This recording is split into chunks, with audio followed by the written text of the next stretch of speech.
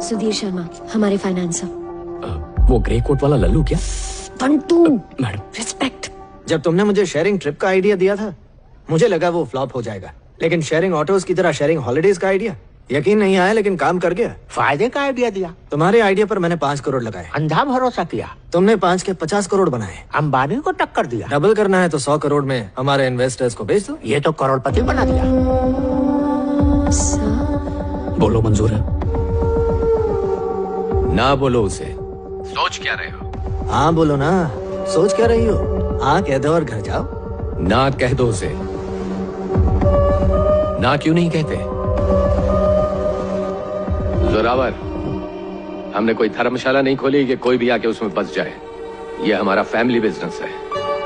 कहते हैं ना, कोई प्यार से समझाए तो मान लो, अगर अपनी जिद पे अड़ गए तो भारी पड़ेगा। It's a no. चलो निकलो मेरे ऑफिस से, बेवकूफ।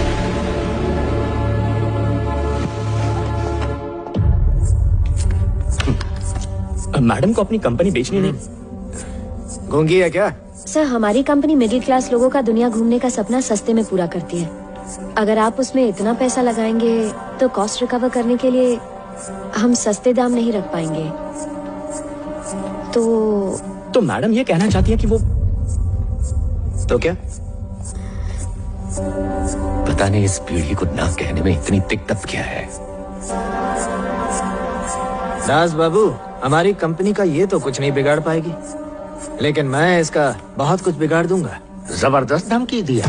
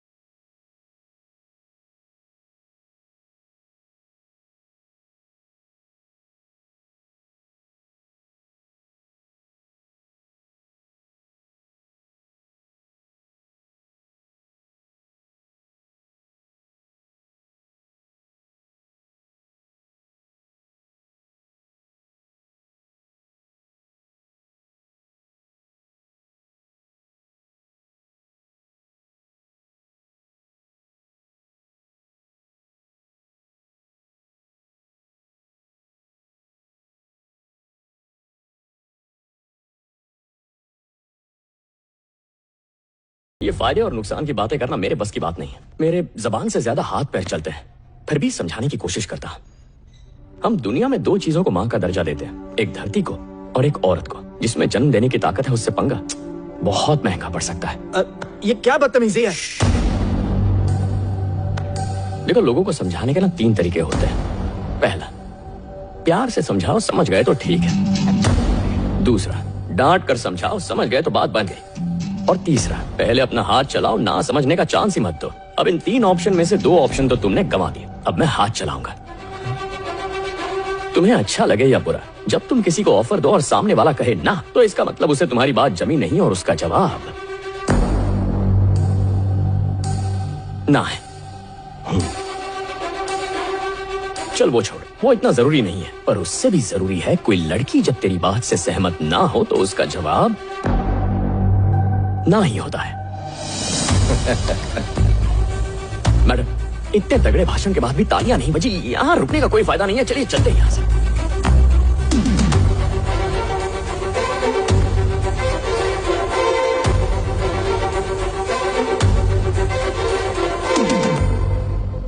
उस बेबाक लड़की की एक झलक देखकर ऐसा लगा मानो मेरा ही अक्स मेरे सामने खड़ा हो, और दूसरी तरफ मेरी सगी औलाद अपनी होकर भी पराई लग रही थी। मेरा साथ होने के बावजूद वो ना बोलने की हिम्मत नहीं कर सका। उसकी नाकामी ने मुझे अंदर से पूरी तरह खोखला कर दिया। तुम हमारी कंपनी में क्लर्क थे।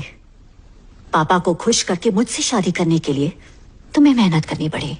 तुम गलत। किसी को खुश नहीं करेगा मेरा बेटा। वो पैदाइशी राजकुमार है, उसकी बराबरी आम लोगों से मत करो। बराबरी नहीं कर रहा, बस बता रहा था कि उस लड़के में कुछ बात थी। रामू, फर्ज करो कि हम हनीमून पे हैं और मैं किसी आदमी को देखकर कहूँ कि वो कितना हैंडसम है, तुम्हें कैसा लगेगा? तुम्हारी जलेगी ना? मुझसे भी बर्दाश्त नहीं होता जब तुम मेरे बेटे की बुराई करते हो। आइंदा ऐसे मत करना। ममता ईश्वर को झुका है तो हमारी क्या औकात। तुम्हें उस लड़के में दम लगा, पर मुझे लड़की में ज्यादा लगा। वो अपनी छोटी सी कंपनी को बड़ा बना सकती है, तो सोचो हमारी कंपनी को कहां पहुंचाएगी। अगर राज को उसके पल्ले बांधे तो राज और कंपनी सुधर जाएंगे।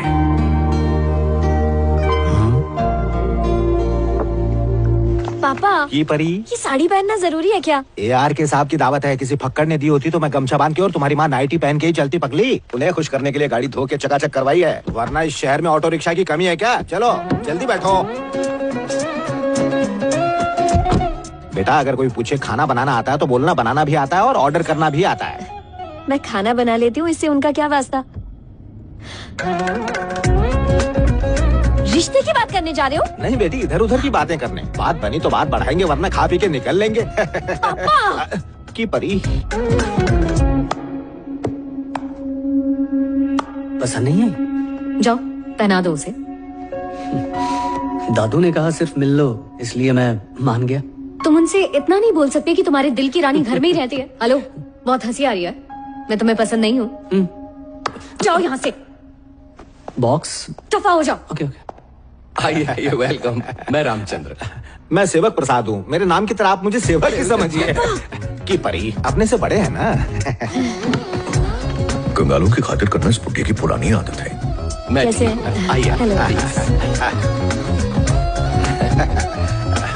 बताइए क्या लेंगे? सिर्फ आप सबके दर्शन लूंगा, उससे बढ़कर कुछ भी नहीं। वैसे मैं रूखा सूखा सब खा लेता हूँ, बस फ्री में होना चाहिए। बहुत अच्छा मजाक कर लेते हैं। Thank you. सही है ना?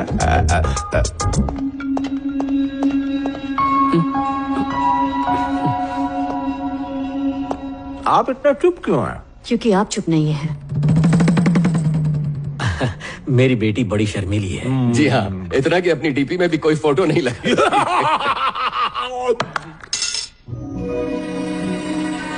आपका बेटा भी शर्मिला है, इसलिए अंगूठी देखकर बात पक्की कर रहा है। दामाद जी, पापा की बड़ी तुम्हारा परा मिल गया। जल्दी चेक फाड़ो, टोकन देके बहू बुक कर लो। दामाद हो गया मेरी बेटी का दीवाना 1 साल में ही। मुझे बना देना नाना। बेटी उठ जरा, शर्माना। बेटा इतनी जल्दबाजी अच्छी नहीं, किसी के दबाव में मत आओ। तुम ही उससे कहती हो ना कि दिल की सुना करो। अब जब दिल की सुन रहा है तो उसे रोक रही हो। आज सब लोग फ्री हैं, चलो फ्री में मंगनी कर लेते हैं। रुलाने वाला रो रहा है। खुशी के आंसू। तू यहाँ क्या कर रहा है? मैडम ने किसी काम से बुलाया था, इसलिए आया। तेरा यहाँ कोई काम नहीं है, चल जा, दफा हो।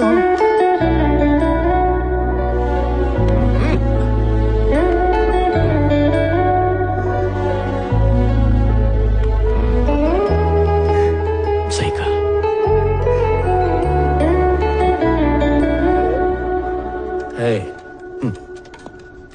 क्या हुआ? वो अंगूठी नंदिनी के लिए खरीदी थी।